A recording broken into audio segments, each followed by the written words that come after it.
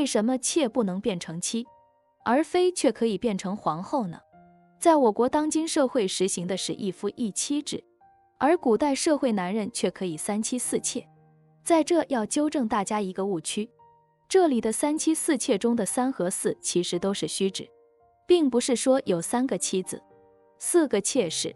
其实我国古代实行的是一夫一妻多妾制，为了保护妻子的利益，明文规定妾不能为妻。妻子与丈夫在家庭当中处于平等地位，是受礼法保护的重要家庭成员。如果妻子没有重大错误或者缺陷，丈夫就不能休掉明媒正娶进来的妻子。即便夫妻关系是名存实亡，也应该勉强地维持下去。而妾呢，只是丈夫的附属物，不需要3媒6聘，不在婚姻的范围之内，也不属于正式的家庭成员，是没有社会地位的。只有妻子才是丈夫的正式配偶，即使男方有罪要牵连家庭，妾也不包括在内。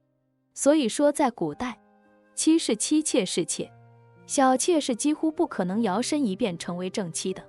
即使男主人的妻子早逝，他也会再婚续娶，而小妾不能晋升为正妻，这是因为他们受到道德约束和法律的规定。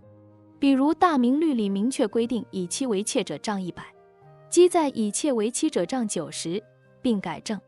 简单的说，小妾就是丈夫的玩物，如果扶正她，男主人不仅会面临宗法礼制的谴责，而且会受到法律的惩处。所以在古代社会上就流传着宁为穷人妻，不为富人妾的说法。但是你有没有想过，为什么都是皇帝的女人，而妃子却可能变成皇后呢？首先来说被选入宫给皇帝当女人的人，都有一定的身份或背景。妃子和皇后的娘家都是非常显赫的，家庭条件都很好，普遍接受过良好教育。妃子的家庭背景与皇后相似，甚至有过之而无不及，而且嫔妃都是有官阶品位的妃子。对皇后来说，她们的身份是一样的，只不过是上下级的关系。之所以会出现皇后与妃嫔的区别，无非是政治需要而已。简单的说，皇后和妃子都是公务员，只不过一个是科长，一个是副科长。副科长升到科长比较简单，但是一个临时工想要转成正式公务员就太难了。国不可一日无君，当然也不可一日无后。当皇后去世或是被废黜后，妃子就可以升为皇后，就相当于提拔成正科了。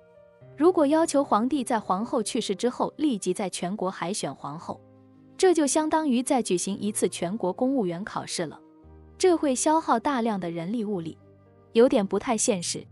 所以小妾不能变成正妻，有效地维护了正妻的合法权利，有利于社会稳定。而妃子晋升为皇后，只是级别上的变更，而且可以有效地避免宫闱内的很多麻烦。欢迎关注我的频道，这样就不会错过更多精彩内容。